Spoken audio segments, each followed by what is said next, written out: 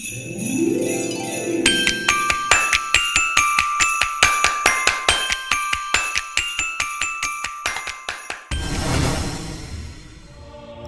काल का 9वां दिन। संत लूकस का सुसमाचार अध्याय 5, पवित्र वचन संख्याएं 20 और 26। उनका विश्वास देखकर यीशु ने कहा, भाई, तुम्हारे पाप क्षमा हो गए हैं।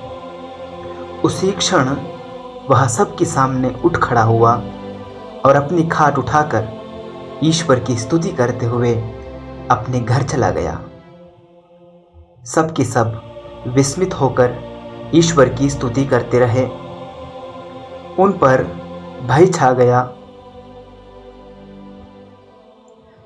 और वे कहते थे, आज हमने अद्भुत कार्य देखे हैं। मनन चिंतन। आज हम अपने जीवन में ईश्वर की क्षमा प्राप्त करने की हमारी इच्छा पर मनन चिंतन करें। क्या मैं अपने जीवन में यीशु के ये शब्द सुनने के लिए लालायित हूं? बेटा, तुम्हारे पाप क्षमा हो गए हैं। बेटी, तुम्हारे पाप क्षमा हो गए हैं। क्या मैं अपने जीवन में यीशु की दया और क्षमा का अनुभव करने की लालसा रखता हूं?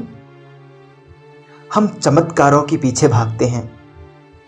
ईश्वर से हमारे जीवन में हम चमत्कार की आशा करते हैं, पर चमत्कार आखिरकार कोई खास मायने नहीं रखते।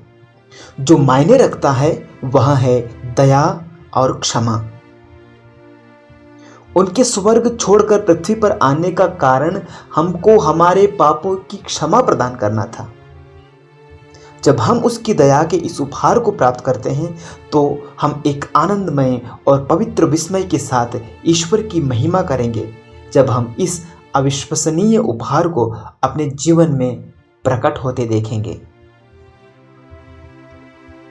आइए हम प्रार्थना करें। हे प्रभु, मुझे मेरे पापों से मुक्त करने के लिए तू स्वर्ग छोड़कर इस धरा पर आया।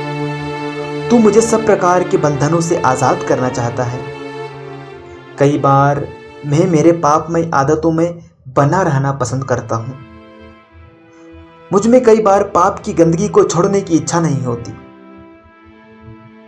तथा हे प्रभु, आज दुनिया में उस लकवाग्रस्त की तरह कई लोगों में आध्यात्मिक ठंडापन व रूखापन है।